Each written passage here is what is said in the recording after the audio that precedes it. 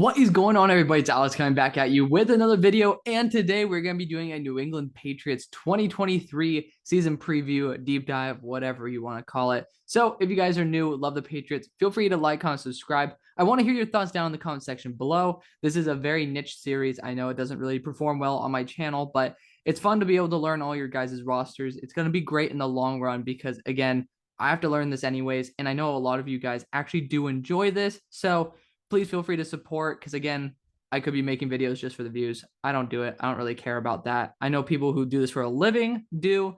And I just, even if I was doing it for a living, I would never do that to y'all. I don't really think view poaching is exactly the best thing in the world, but we're going to do what's fun. I think this is awesome. And it's a great opportunity to be able to learn as well as get a couple of you guys who are new to the community, who do love teams like the New England Patriots into the org. So feel free to do all that stuff down below. Let's start off. First off, we're going to be looking at the New England Patriots rookies.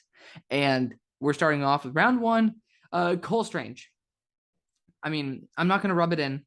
He was a high ceiling offensive lineman with, not a lot of hype. He got drafted very early.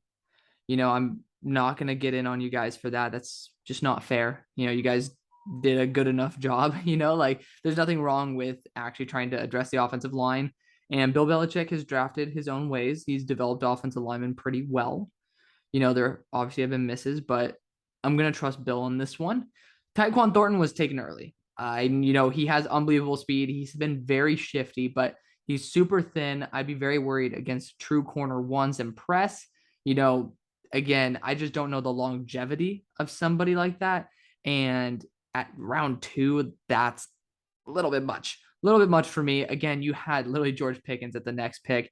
And I wasn't even that high on George Pickens. Again, I saw him go to the Steelers. So I'm like, yeah, that's the right spot. But he was a true X receiver. There weren't many. You had like Treylon Burks in there, Drake London, who could have potentially been one, and then George Pickens. Those are the real wide receiver one bodies. And Tyquan's a really good support guy. Again, he's looked a lot more shifty, and I was actually higher on Tyquan than a lot of people, but that was just really high. Marcus Jones, I've been a huge fan. Again, he actually killed my own team, SMU's momentum, by returning a last-second return for a touchdown. So screw you, Marcus Jones, but you deserve all the love in the world because you're a badass player. I think I had him in my top 60. Really, really big fan of this guy. Even though he's 185, 175 pounds, he deserves all the love in the world. Really good player. Jack Jones, I didn't like it that much just because I didn't really see him as a super high value pick. He's not very young. He's really old. And, I guess it felt more like a desperation pick. Again, he is talented and he can play.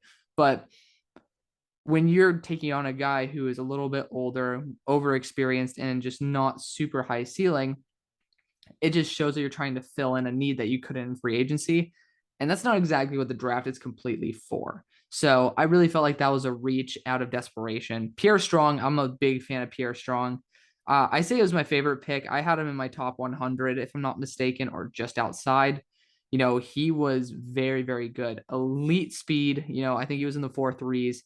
Dude's a home run hitter, and he can make guys miss. Big fan of that. Bailey Zappi was a weird one because, you don't really draft a quarterback early day 3 if you don't want him to do anything. Obviously, you're kind of having him be your Brian Hoyer, which I respect that.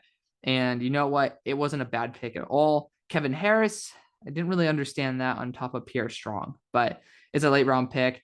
The other two guys I'm not enough informed about to actually give good comments on. And then Andrew Stueber in the 7th round was a very solid pick. I thought that the Patriots should have been the spot that he went to, and he did. I thought that was a good spot, that or the Ravens.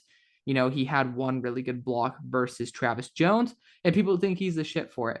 I really didn't. I saw a lot of issues with Andrew Stueber, and he did fall because of it. So, I think that Andrew Stueber and Cole Strange are far closer in talent than what the draft differentiation says. But you know what? Again, we're going to trust Bill on this one. So that is going to be the rookie breakdown. I went a little bit more in depth on this because there's a lot of players that I actually really liked and had a lot more to talk about than usual. So let's slide right into the roster. Yeah, we're starting off at quarterback again. We're using sporttrack.com. I purposely set it up this way because they ordered it alphabetically by position. It's like, it hurts inside. You guys know this if you've been watching this series. But Mac Jones, obviously QB1. So fun story. So this girl was in my ITOM class, which is a technology class for business. And like, she was like, oh yeah, I used to go to Bama. Little did I know she was tight with everybody on the football team. And I have a video of Mac Jones that I guess not many, if anybody has, where he is deathly afraid of snakes. That's just a fun fact. I have a video of him like almost crying with a snake around his neck. It is very funny. It made me fall in love with Mac Jones on a personal level. Just a really cool, it's cool to see the humanity behind a star player. He's a good quarterback, but I had to put that in there. It was really cool. And I wanted to share that with you guys. Again, he's not the high ceiling guy, but I thought it was a phenomenal pick. It works with the system if they actually have an offensive coordinator to call plays. Again, I think Mac Jones is a very solid quarterback. And I had him around like 30 or maybe a little bit earlier than that. I think I had him close to, if not above, Trey Lance. And I only boosted Trey Lance because of the upside. I didn't really like Trey Lance. And, I thought Mac Jones at 15 was a phenomenal fit. Phenomenal. So big fan of that. Running back wise, we all know there's a billion different dudes here. You got Damian Harris, obviously probably going to be your RB1. Yeah, he's a very talented back. So roll tide with Mac Jones, Damian Harris. Ramondre Stevenson balled out last year in his limited play. So excited to see that. Again, a really good player. Pierre Strong, we already talked about him. Kevin Harris, again, didn't really see much upside there. JJ Taylor, former 7th round pick. So, he has his own right there. It's a weird spot because I honestly, the more I look at this, Pierre Strong's probably going to have a much bigger role than I initially anticipated. I would say you guys need more scat back help. I for some reason thought White was on the squad, but hey, you know what? It's not bad. I would say it's probably the weakest running back core that I've studied so far. It's very deep. So I'm not saying it's weak overall. I'm just saying like the top end talent as much as I hate to say this to you guys, the top end talent just isn't there. You don't have a LeGarrette Blount, and I'm saying a lower end option here. LeGarrette Blount, he was a true RB1. I like Damian Harris, but I think he's really good in RBBC. And I don't think any of these guys elevate him to the level of, obviously, it's a horrible example because they're amazing, but Hunt and Chubb. That's what you're kind of hoping for with a back pairing with Damian Harris. You guys just don't have it right now. And you guys have been able to work very well with that for a long time. I just don't know how much longer, especially with poor play calling. Wide receivers, you got Devontae Parker through a trade. I think that was a very solid move. I don't think he is an elite player anymore. He's missed his chance to actually boom. But hey, you know what? You're taking a shot on a wide receiver. One build. Nelson Aguilar was an offseason acquisition.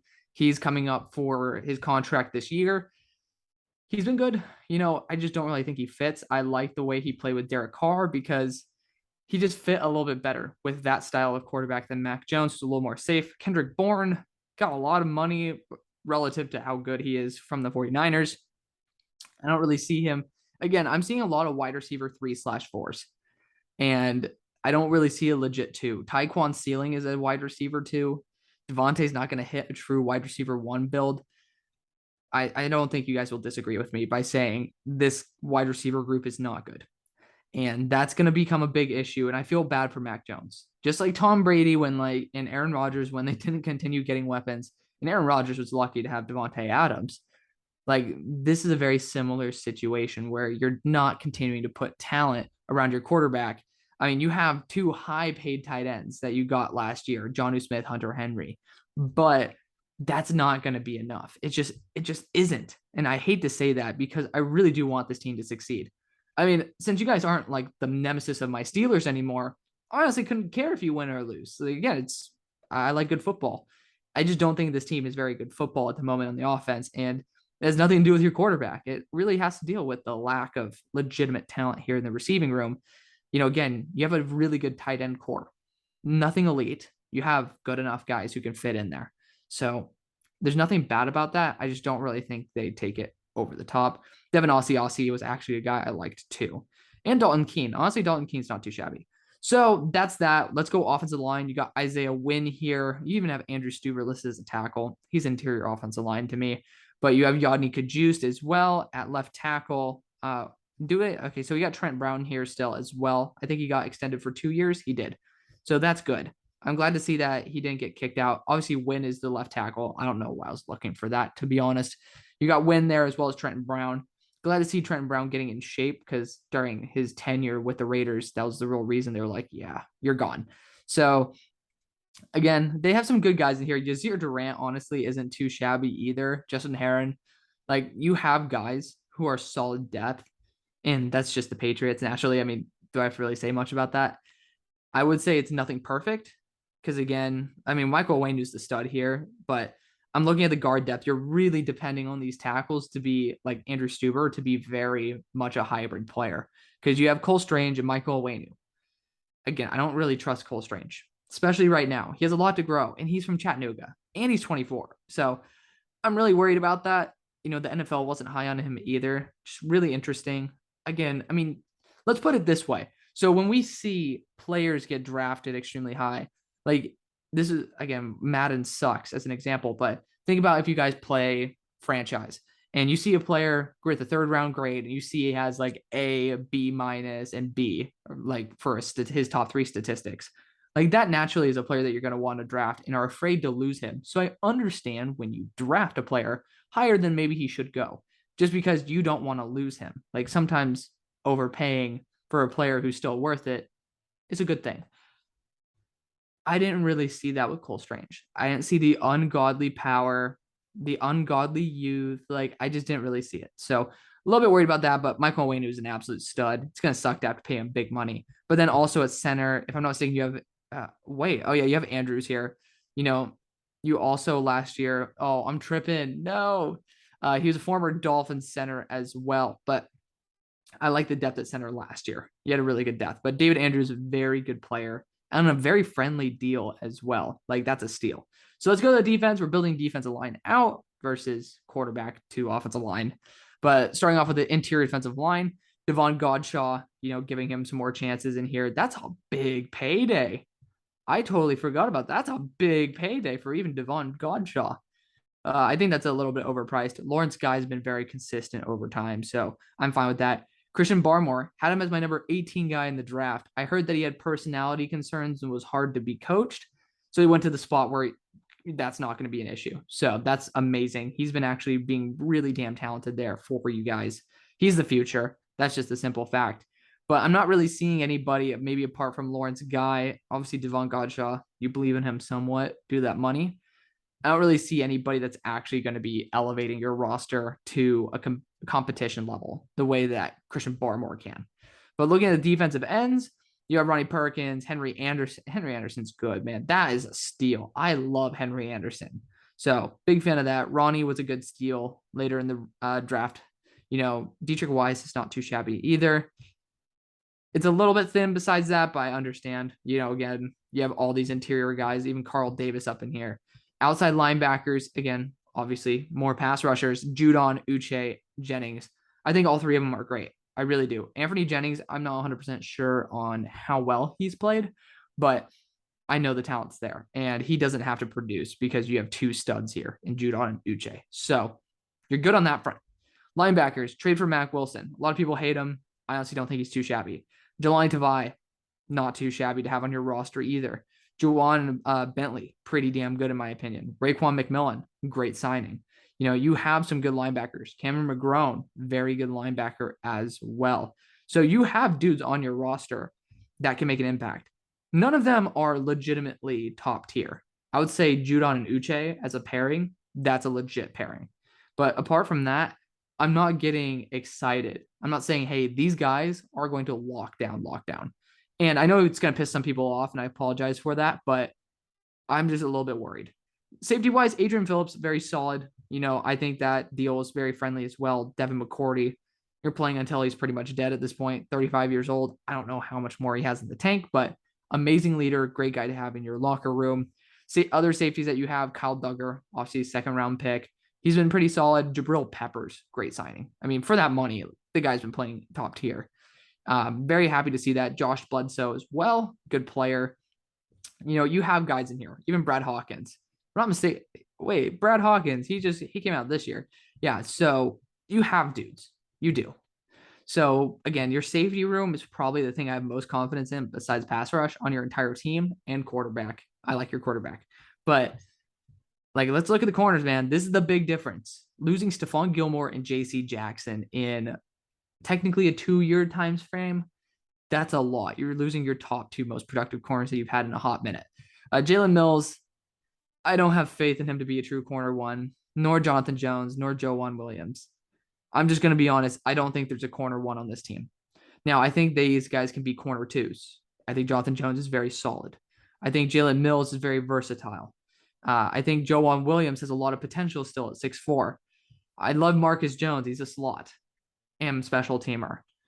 Jack Jones there to fill in. They still have Malcolm Butler, but there's a reason he's getting paid 2.5. And thank God they have him because he could re-spark his talent, but he's 32 years old. I don't really see it. Shaun Wade, obviously you traded, I think, a 4th or a 5th for him to get him from the Ravens. Honestly, really good depth piece. Hopefully he gets back to his level. But overall, no, we're not printing this. The last thing I'd want to do is look at this again. But jokes aside, I'm worried. I'm worried. And this doesn't even factor the play calling in. Like cornerbacks, you have, again, it's Bill Belichick. He makes the most out of the least. But there's just a certain point where that's not going to be good enough. And luckily, pass rush, you even got Henry Anderson in here, is going to be your lifeblood. If you can't get that going, you're going to get nothing going. So very worried about that. Offensive linesman, it's good enough. That's obviously why you drafted one in the 1st round and got one who I think is almost as good in the 7th. So that's a plus. Again, you have no receivers. Your running backs are not a top tier enough, and neither is your offensive line. Usually, offensive line can elevate a running back. I don't know if your offensive line is good enough yet. Again, you have some really good pieces, but if there's a glaring weakness, which I think is Cole Strange at the moment, it's not going to take a solid running back and put him to the elite level. Put him to the good level, but then you can't do anything with the receivers. So they're going to stack the box. But I'm going on and on about this. Let's go right into the records predictions. You're going to Miami. I think that's an automatic dub. I think that going to Pittsburgh, again, you just don't have the firepower at the moment. And Pittsburgh actually is looking really good. I hate to say this. I'm reversing this game. I do not have faith in your run defense at the moment. I don't. I would say, because Christian Barmore is really good as a pass rusher. But I'm just not. I don't see it. The linebackers, I don't think, are built to defend the run the way that they're honestly just more versatile athletically. I think the Ravens are just absolutely stacked, and I'm pushing them to the highest level that I've ever seen them. So really am a big fan of the Ravens here. Green Bay Packers, no matter how much I hate the Packers receiving core and stuff, I'm going to choose them in this. I think the Lions could be beat by you. I think you can. The defensive line's young. Something you can dominate, and that second level is not that good. And I think their secondary is weak enough to where you can take advantage of that. I'm going to give you the dub there. The Browns, I should be giving it to them. I'm calling an upset right there. I think you guys get a little momentum. The Bears. So the Bears suck. I legitimately might give them 0 wins. I think the pass rush is going to hit home, and Justin Fields can't process, and they have no weapons. So your biggest liability is matched with their biggest. I think that's fine. We're going to be going a 3-victory run here. I have no faith in the Jets. I don't. Their offensive line got a lot better. You got Laken Tomlinson there as well now. The problem is Mekhi Becton's hurt. Ouch. That's a big one. Obviously, you have Fant. Now you also, I believe, have Russell Okung. I might be wrong about that. I know you just signed a guy for 2 years, 22. That's a big contract. So obviously, that you need him. Zach Wilson's going to be here. The receivers are a lot better. I have a feeling that the Patriots are going to continue owning the Jets for a little bit. I think Zach Wilson needs to just take more time to develop. He's going to go there. But I'm going to switch this one. Indy's going to win, even though you guys have the major advantage of being at home. I think Indy is just that talented. So Colts fans, if you're watching, I'm a huge fan of the Colts. Again, you're seeing Matt Ryan, who elevated a really solid I tripped up. He elevated a pretty mediocre Atlanta Falcons squad to the Premier Leagues, so to speak. this Colts team is very good. And if Carson Wentz made one mistake less per game, they're going to the playoffs, possibly the Super Bowl. And I think Matt Ryan is that type of dude. So I really have faith in the Colts. I think I might be putting them in the Super Bowl again. I think I did it last year or 2 years ago too. Was big fans of the Colts, and then Philip Rivers didn't accomplish what I hope he would. But I really do think the Jets are just not that good. I think the Jets are possibly going to have the number one pick, probably number two to the Bears. I just have no faith in the Bears. The Vikings are nasty. I really do have faith in them. We're going to see how they pair up because, again, remember, just like how I'm switching games now, I can switch games later on when I get less confident on a roster. So bear with me on that.